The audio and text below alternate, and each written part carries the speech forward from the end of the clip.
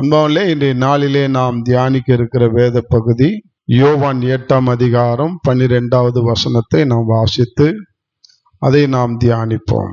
மறுபடியும் இயேசு ஜனங்களை நோக்கி, நான் உலகத்திற்கு ஒளியாயிருக்கிறேன். என்னை பின்பற்றுகிறவன் இருளில் நடவாமல் ஜீவ ஒளியை அடைந்திருப்பான் என்றார். அந்த வார்த்தை எல்லாருக்கும் தெரிந்த வார்த்தை தான். ஆனால் அந்த வார்த்தையில் இருக்கிற ரகசியத்தை இன்றைக்கு நாம் அறிந்து கொள்ள போகிறோம். அன்பாவிலே இந்த செய்தியினுடைய தலைப்பு ஆண்டவர் என்ன கொடுத்தார்னா, நடவாமல் நடக்கிறோமா? உனக்குள்ளார ஒரு கேள்வி கேட்கணும். எனக்குள்ள ஒரு கேள்வியை ஆண்டவர் உருவாக்கினார். நடவாமல் நடக்கிறோமா? அது என்னங்க நடவாமல் நடக்கிறோமா? இந்த வார்த்தையை உற்று பார்த்தால், என்னை பின்பற்றுகிறவன் இருளிலே நடவாமல் அப்படின்னு என்ன அர்த்தம்? ஆண்டவராகிய இயேசு கிறிஸ்துவை யாரெல்லாம் சொந்த இரட்சகராக ஏற்றுக்கொண்டு அவரை பின்பற்றுகிற ஒரு ஃபாலோயரா அல்லது பின்பற்றுகிற ஒரு நபரா, கிறிஸ்தவனான்னு வார்த்தை சொல்ல மாட்டேன், ஏன்னா அது மதம் ஆக்கிடுச்சு. அதனால மதம் முடிச்சு அலையிற கிறிஸ்தவர்களை விட்டுடுங்க.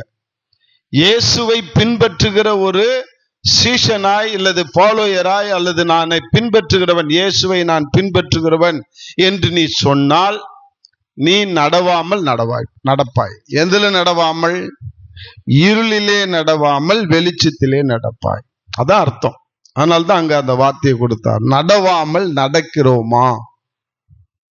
உண்மையான இயேசுவை பின்பற்றக்கூடிய ஒரு கிறிஸ்தவனாய், மதத்தை சார்ந்தவனோ அல்லது ஒரு சபையை சார்ந்த கிறிஸ்தவனோ அல்ல. சபையினாக்கா நான் சபையை சொல்லவில்லை, சபையில் இருக்கிற கொள்கையை சொல்கிறேன். ஒவ்வொரு சபைக்கும் ஒரு கொள்கை இருக்கு. நம்ம சபைக்கு கொள்கை கிடையாது. நான் கொள்கை சாரா சபை. நம்ம சபை என்னது? ஆமா, நல்லா தைரியமா சொல்லுங்க, எங்க சபை கொள்கை சாரா சபை. சொல்லுங்க. ஆமா, நமக்கு எந்த கொள்கையும் கிடையாது, இயேசுவின் கொள்கையை தவிர. மற்ற சபையில ஏதாவது கொள்கைகள் இருக்கலாம், அதை அவங்க ஃபாலோ பண்ணட்டும், அதை பத்தி நம்ம கவலைப்பட தேவையில்லை.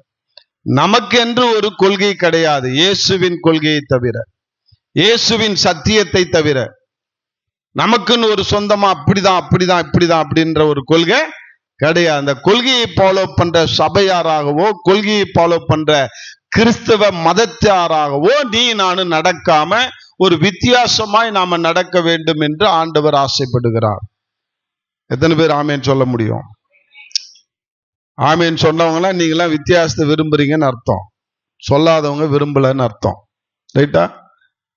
உண்மையை விரும்புகிறோம். வித்தியாசம் என்றால் என்ன? உண்மையை, உண்மையான சத்தியத்தை நாம் விரும்புறதுனால அதன்படி நடக்க வேண்டும் என்று ஒரு கூட்டத்தாரை ஆண்டவர் பிரித்தெடுக்கிறார். ஆண்டவர் கடைசி காலத்தில் நடைபெறும் என்ற சொன்ன வார்த்தைகள் எல்லாம் இப்பொழுது நிறைவேறி கொண்டிருக்கிறது. நீங்க சகோதரர் ஜெபித்தார் வெனிசுலாவை குறித்து.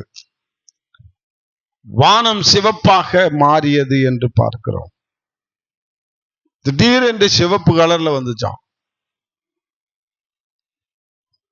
அன்பால் இப்படி வானத்தின் சத்துவங்கள் எல்லாம் அசைக்கப்படுகிறது. பூமியினுடைய காரியங்கள் எல்லாம் எது எப்ப நடக்கும் என்று தெரியவில்லை. இன்னைக்கு வெப்பம் அதிகமா இருந்ததுனால 2000 பேர் செத்துட்டாங்கன்னு போடுறான். ஒரு பக்கம் குளிர், ஒரு பக்கம் வெப்பம், ஒரே நாட்டுல. இப்படி பல காரியங்கள் அப்படியே தலைகீழாக நடந்து வருகிறது. ஆனா இன்னைக்கு ஆண்டவர் ஒரு கூட்டத்தினரை வேறு பிரித்து அவருக்கு உகந்தவளாய் மாற வேண்டும் என்று ஆசைப்படுறதுனால்தான் இப்படிப்பட்ட சத்தியத்தை நமக்கு கொடுக்கிறார். அன்பாலே கொஞ்சம் இந்த சத்தியத்தை கவனமா பின்பற்றுங்கள், கவனமாய் கவனியுங்கள். கர்த்தர் அதுல என்ன சொல்ல வருகிறார் என்று நீ நானும் புரிந்து கொண்டோம் என்றால் நிச்சயமாக அது நமக்கு பிரயோஜனமா இருக்கும். எந்த கொள்கையும் சாராமல், எந்த கோட்பாடுகளையும் சாராமல், எந்த டாக்டரின் அப்படின்னு சொல்லி கொண்டிருக்கிற டாக்டரினை சாராமல் சத்தியத்தை சார்ந்தவர்களாய் இந்த வசனத்தை நாம் கேட்டோம் என்றால் அது நமக்கு பிரயோஜனமாக இருக்கும். ஆமென். சத்தியத்தை சார்ந்தவர்களாய் எப்பொழுதும் நிற்கிறது தான் நான் கற்றுக் கொடுக்கிறேன். இன்னைக்கு காலையில 3:30 மணிக்கெல்லாம் எனக்கு முழிப்பு வந்து போச்சு. அதுலேருந்து ஒரே ஜபம் பண்ணிக்கிட்டு உட்கார்ந்து இருக்கும்போது ஒரு சில காரியத்தெல்லாம் எனக்கு ஞாபகப்படுத்தினார். சபையில என்ன வளர்ச்சி, அதாவது என்ன வளர்ச்சின்னாக்கா பில்டிங் வளர்ச்சியோ அல்லது நீ 10 பவுன் 20 பவுன் நகை போட்டுட்டு கார்ல வந்து இறங்குறதோ வளர்ச்சி அல்ல. அதை நான் வளர்ச்சி என்று நான் கருத மாட்டேன். அது உலக கண்ணுகளுக்கு வளர்ச்சியா இருக்கலாம், ஆவிக்குரிய கண்களுக்கு அல்ல ஆண்டவர் கண்களுக்கு அது வளர்ச்சி அல்ல. நீயும் நானும் எந்த அளவுக்கு உன் திருச்சபை மக்கள் சத்தியத்திலே வளர்ந்தார்கள், உன் திருச்சபை மக்கள் எந்த அளவுக்கு உண்மையிலே வளர்ந்தார்கள், உன் திருச்சபை மக்கள் வேஷம் போடுகிறவர்களா இருக்கிறாங்களா, உண்மையிலே கிறிஸ்துவை பிரதிபலிக்கிறவர்களா இருக்கிறார்களா? இந்த கேள்வி எல்லாம் காலையில கேட்க ஆரம்பிச்சிட்டார். ஏன் கேட்கிறாருன்னு எனக்கு தெரியல. இன்னைக்கு நிறைய திருச்சபையில நிறைய சத்தியத்தை கேட்கிறார்கள் இல்லையா? என்ன நிறைய என்னை விட பயங்கரமான ஜாம்பவன்லாம் இருக்கிறாங்க. என்னை விட நான் சும்மா ஒண்ணுமே கிடையாது. அவங்க செய்தி கொடுத்தாங்கன்னா அப்படியே அசருது அதிருது, எல்லாம் நடக்குது, எல்லாம் பண்ணுது, நல்லா இருக்குது, உலகமே கேட்குது, அந்த செய்தி எல்லாரும் கேட்கிறாங்க. ஆனா அவங்க திருச்சபையில் என்ன வளர்ச்சி இருக்கிறது? ஆவிக்குரிய வளர்ச்சியை நான் கேட்கிறேன். ஆவிக்குரிய தாழ்மையில இருக்கிறாங்களா? ஆவிக்குரிய எளிமையில இருக்கிறாங்களா? ஆவிக்குரிய பண்பாட்டிலே இருக்கிறார்களா? எப்படியாக வளர்ந்திருக்கிறார்கள்? கொஞ்சம் கேள்வி கேட்கிறார். நான் அந்த சிந்தனையில அப்படியே யோசிச்சுட்டே இருக்கிறேன். ஆமா ஆண்டவரே, நாங்க அப்படி மாறணும், எங்க திருச்சபை மாறணும், வார்த்தையை கேட்கிறவர்கள் எல்லாம் அப்படி மாற வேண்டும் என்று சொல்லி ஜெபம் பண்ணிக்கிட்டே இருந்தேன். செய்தி கொடுக்கிற செய்தியை ப்ரிப்பேர் பண்ற வேலை வந்தது. நான் கேட்கும் பொழுது ஆண்டவர் 8:12 என்னோடு இடைப்பட்டார். அப்ப இந்த தலைப்பை கொடுத்தார், நடவாமல் நடக்கிறோமா. அப்படி நடவாமல்னா என்ன அர்த்தம்? அதுல மறைந்து கிடக்குன்னா, இருளிலே நடவாமல் வெளிச்சத்திலே நடக்கிற சகோதரனாய் சகோதரியா அல்லது கிறிஸ்தவனாய் கிறிஸ்தவளாய் நாம இருக்கிறோமா என்பதை கேள்வி கேட்டுக்கொள். நம்ம நாமளே கேட்கணும். 2 கேள்வி கேட்டுக்கோ அப்படின்னார். என்ன கேள்வின்னா, நான் அல்லது நாம் இருளில் நடவாமல் ஒளியில் நடக்கிறோமா? ஒரு கேள்வி. 2வது கேள்வி, இருள் என்றால் என்ன, ஒளி என்றால் என்ன? அதுவே தெரியல நமக்கு. எதுவே தெரியல. இருள்னா என்ன, ஒளின்னா என்னன்னே தெரியல. உண்மையான அர்த்தம். இருள்னா தெரியும் உங்களுக்கு. இருள்னா என்னன்னு சொல்லுவீங்க?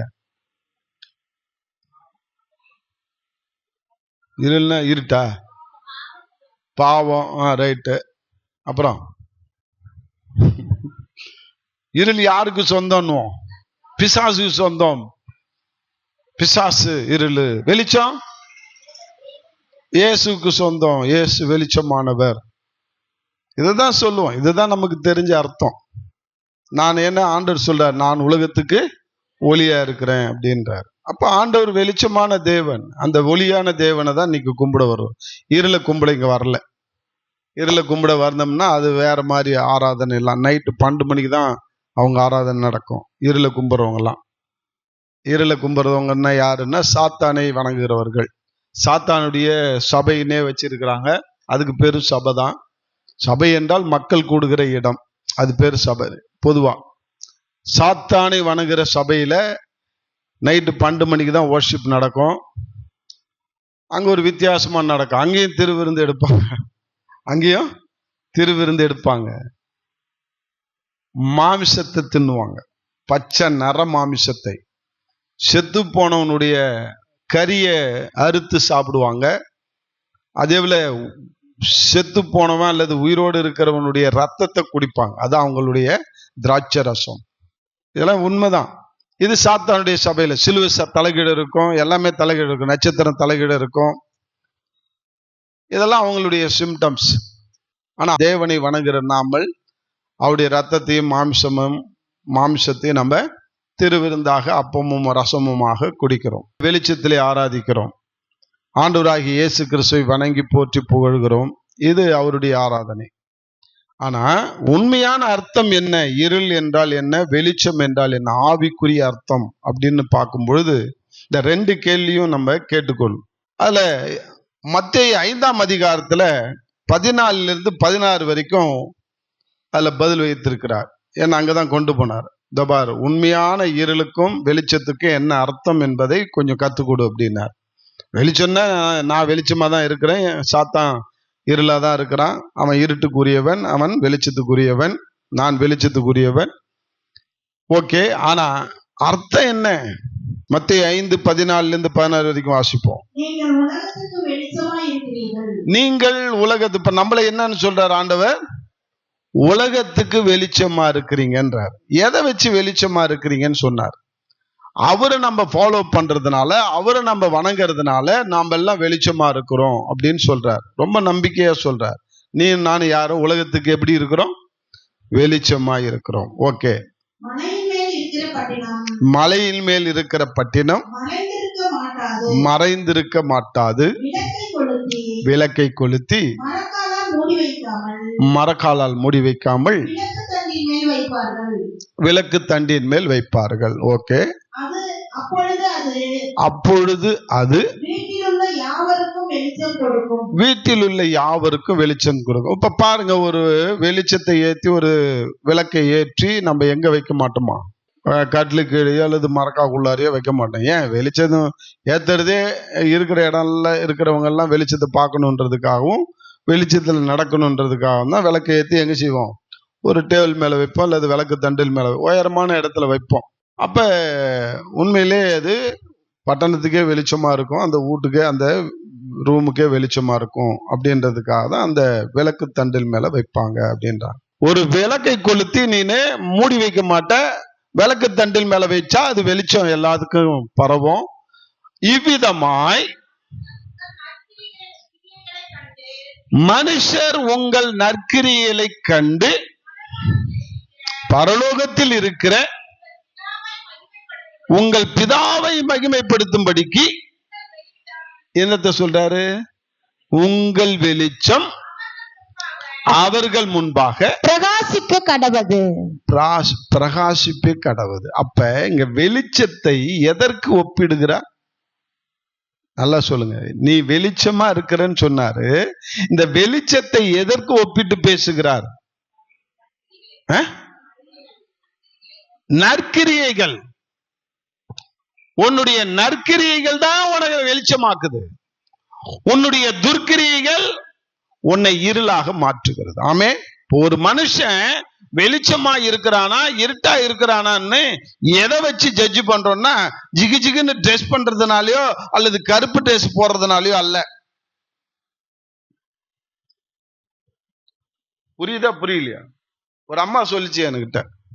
அதாவது நாங்க ஒரு கேம்புக்கு போயிருக்கிறோம், அதுல ஒரு காவி கட்டிட்டு வந்திருக்குது. அது நான் என்ன நினைச்சுக்கிட்டேன், ரோமன் கேத்தலிக்ல இந்த நன்ஸுங்கன்னு சொல்லுவாங்க, இந்த சிஸ்டருங்க அப்படின்னு, அவங்கள மாதிரியே வந்திருந்தாங்க. சரி, நீங்க என்ன நன்ஸா சிஸ்டரா, ரோமன் கேத்தலிக்ல இருந்து வரீங்களா அப்படின்னு. ட்ரைனிங் ப்ரோக்ராம் அது, அதனால அது நடந்தது. அப்ப அந்த ட்ரைனிங் ப்ரோக்ராம்லாம் அந்த அம்மா வந்த உடனே அந்த அம்மா இல்ல நான் திருமணம் ஆனவங்க தான், எனக்கு 2 குழந்தை இருக்குது, நானும் டீச்சர் ட்ரைனிங் வச்சு நடத்துறேன், இன்ஸ்டியூட் வச்சு நடத்துறேன், நீங்களும் வச்சு நடத்துறீங்க, ஆனா நம்ம 2 பேரையும் பேருனுடைய மிஸ்டேக்ல என்ன ஆம்பளை பேருன்னு நினைச்சுக்கிட்டு இங்க போட்டாங்க அப்படின்னு சொல்லிச்சு. இதுக்கு மேல மாத்தவும் முடியாது, எல்லாம் போயிட்டாங்க. நைட் ஆயிடுச்சு, 10 மணி ஆயிடுச்சு, வேற வழி இல்லை, 2 பேரும் தங்கிதான் ஆகணும். அப்ப அந்த அம்மாட்ட கேட்டேன், நீங்க நன்சான்னும் போது இல்ல, ஏன் ட்ரெஸ் இந்த வேஷத்துல வரீங்க, என்ன வேஷம்ன்றீங்க அப்படின்ட்டாங்க. வேஷம்னுட்டேன் டக்குன்னு. வேஷம்னே கோவம் வந்து போச்சு அந்த அம்மாவுக்கு. என்னை பார்த்து வேஷம்னு சொல்லிட்டீங்க. இது நாங்க லென்த்து காலம், புரியுது, இந்த 40 நாள் லென்த்து காலம் வைப்பாங்க, இந்த ரோமன் கேத்தலிக்ல அதை கடைபிடிப்பாங்க. இந்த லென்த்து காலத்துக்காக நான் அதை அணிஞ்சிருக்கிறேன். நாங்கள் லென்த்து காலத்துல பூ வைக்க மாட்டோம், பொட்டு வைக்க மாட்டோம், அடுத்து தலைக்கு எண்ணெய் பூச மாட்டோம், கலர் ட்ரெஸ் ஊத்த மாட்டோம், நாங்கெல்லாம் இந்த மாதிரி காவி தான் உடுத்துவோம் அப்படின்னு அந்த 40 நாள் நாங்க லென்த்து பீரியடை நாங்க அனுசரிக்கிறோம் அப்படின்னு சொன்னாங்க. ஓகே சரிங்க, மன்னிச்சிருங்க, நான் வேஷம்னு சொல்லிட்டேன். அதுக்கப்புறம் அந்த அம்மாவே சொல்லிச்சு,